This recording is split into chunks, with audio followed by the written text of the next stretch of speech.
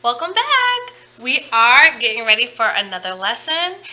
Yes, this is still Unit 5. We are in skills right now. What I want us to warm up with is something called minimal pairs.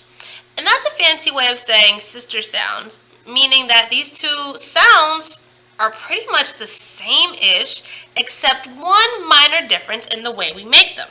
So those sounds are and v. Now, go ahead and make the sounds and v. All right, now hold your nose and make the sound.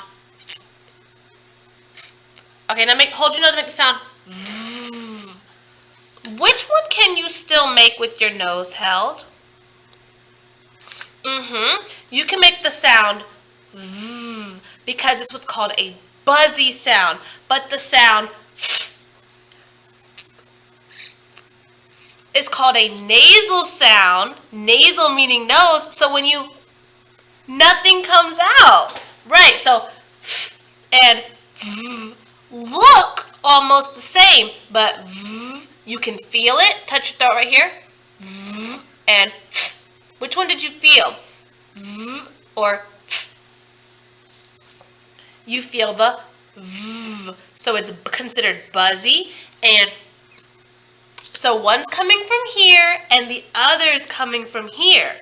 This is where it starts. So the sound for the letter F, or the spelling FF, comes out of your nose, and the sound for the letters V and VE, those spellings, come out of your throat, even though your mouth shape stays the same. So all right, so repeat after me. We're going to say two words, and the only difference is going to be the first sound. So that means these words are rhymes. All right, so van, fan. Okay. Vat, fat. Vine, fine. Let's do that one again. That one felt a little too close. Vine, fine. Excellent. All right. Views, like my views on YouTube. Yeah. Fuse. Views. Fuse. Remember, these are two sounds at the beginning which are almost the same in the way our mouths move, and the words rhyme, so they should sound pretty close. Let's do that one just one more time. Views, fuse. Good, good. All right. Vain, feign. Okay, last one. Vault, fault.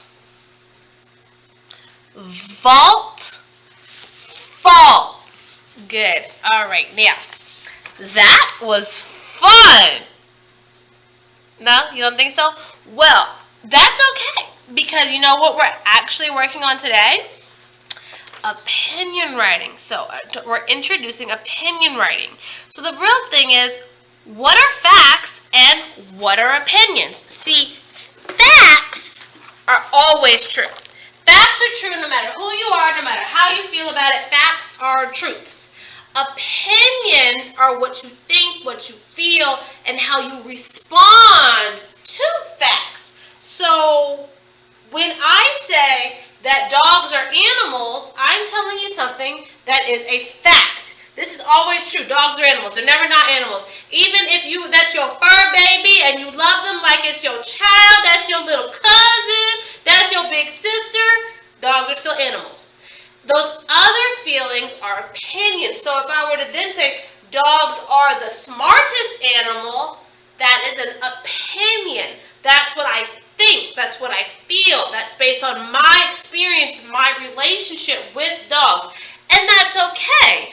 But we have to understand what is always true versus what is true for you. What is always true versus what is true for you. Now, if I were to say math is the best subject, several of you agree with me, but some of you do not, meaning that this statement is an opinion. That is an opinion.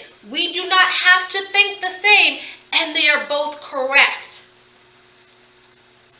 What about Mrs. Lamb teaching teaches at Johnson Street Global Studies. No, that's a fact. That's where I'm at. That's look. Yeah, we here. Yes, that is a fact. That is where I get up and go to every Monday through Friday morning. That's what my job is. That is what I do. I teach here at this school. Yes, these are both facts. So opinion, math is the best. Fact, I teach here. That's where I work at. Yes. Okay. The color of grass is green. Is this a fact or is this an opinion? This is a fact. Now, while there may be some seasonal changes, I understand that the color of grass is accepted factually to be green. Correct. What about if I said the prettiest color is purple? Oh, that is a hard stamped opinion, because even I don't like purple as the prettiest color. My personal favorite is burnt orange. But see that right there? That's opinion. There's 100 different answers for what the prettiest color is, and they're all true for the person that's saying them. They're all true for the person that's saying them. So facts versus opinions. Now, this brings me to the point of writing an opinion. Now, when you write an opinion, when a writer states an opinion, they are taking a stand on a subject. They are making known what they believe, what they feel to be true about a situation. And in doing so, you have to explain why it is you think the way you do. You have to explain it. So, for example, if I say, I think hot summer days are the best because I can go swimming, I've now supported my opinion. I've given you reason to consider my statement. Because the thing about opinions is you're trying to get other people to either agree with you or understand you. You definitely, goal is understanding, but in a perfect world, they'll agree with you. You might be able to change their mind, because that's the beauty of opinions. You can change your mind if you want to. Maybe math was your favorite in kindergarten, not your favorite in first grade. You might love it again in second grade. Who knows? Who knows? And that's okay, because you can change your mind. So what we're going to do, we're actually going to look at a piece that's on page 15.2 in your cat book. And we're going to be identifying opinion words with a heart. So we're going to call those heart words, because your opinion is your feelings. Your opinion is what you think and feel about a situation. Not what you know, not what's always true. That doesn't make it any less important? No. But it does mean that somebody else may think something different, and that's okay. So, I may have left, I know for a fact, just reading right now, I left one out. The title, The Best Book Ever. Well, this best right here is super duper an opinion, because which book I think is the best and which book you think is the best is probably not the same at all. Probably not the same. So to call something the best book ever is an opinion.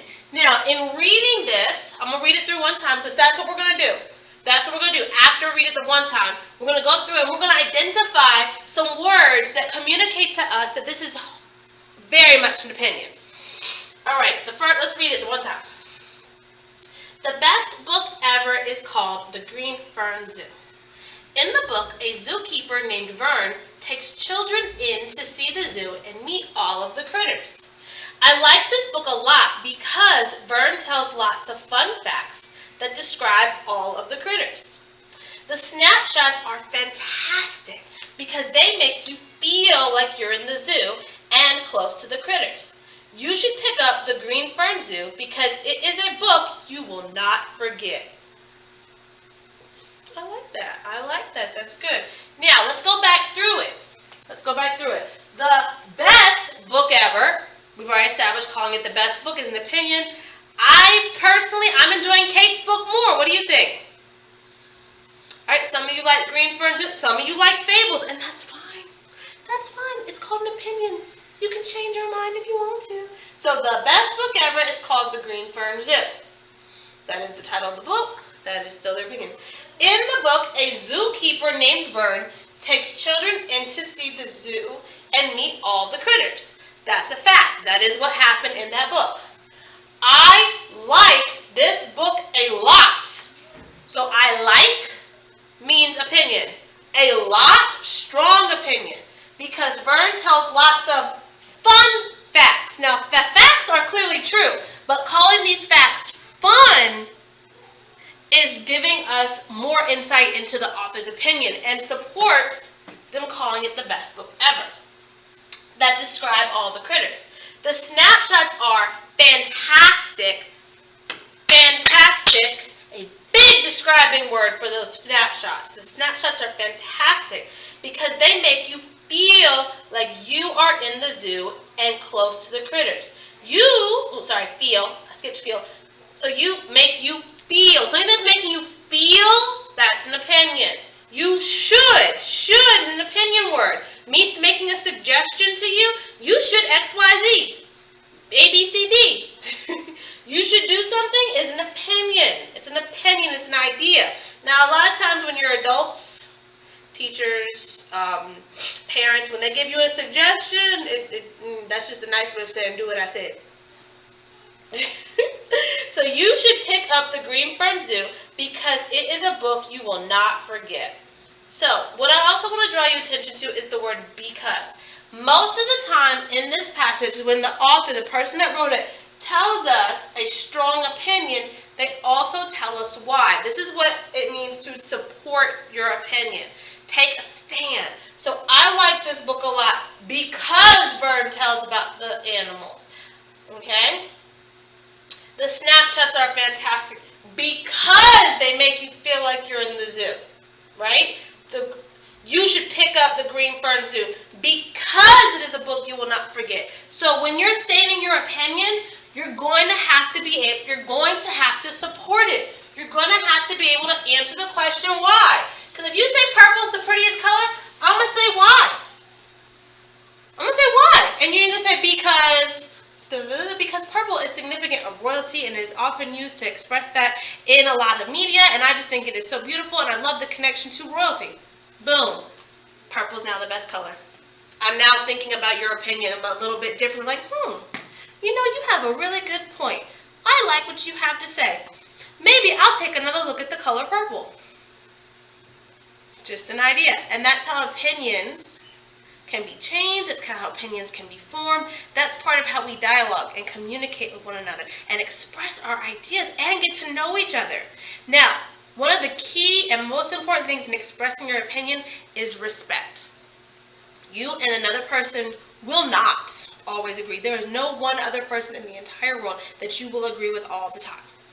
So when expressing opinions, we have to be willing to respect that the other person's answer, the other person's opinion is true too. Just because it doesn't match with what we think doesn't mean it's not true.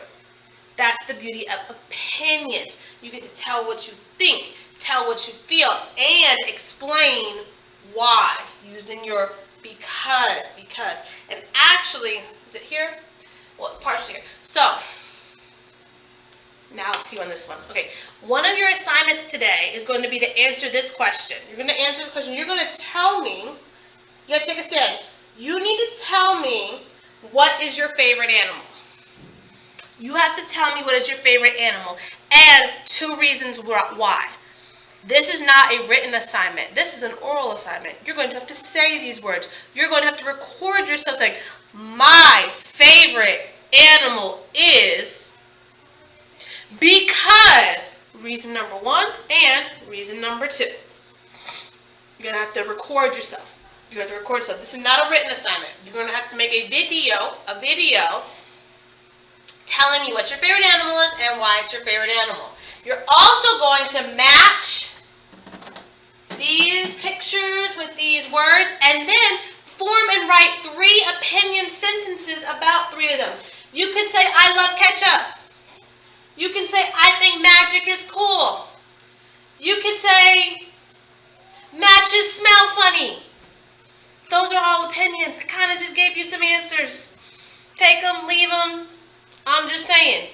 So what you're doing is you're matching the words in the pictures, and then you're going to write 3 sentences. So you're going to report on your favorite animal, which will be a video, and then there's going to be some matching and some writing. Also, I need to remind you, you have a spelling test tomorrow. So make sure you're practicing with those sound words that were on page 11.1 in your cat book. I can't wait to hear about your favorite animals, and I'll see you guys later.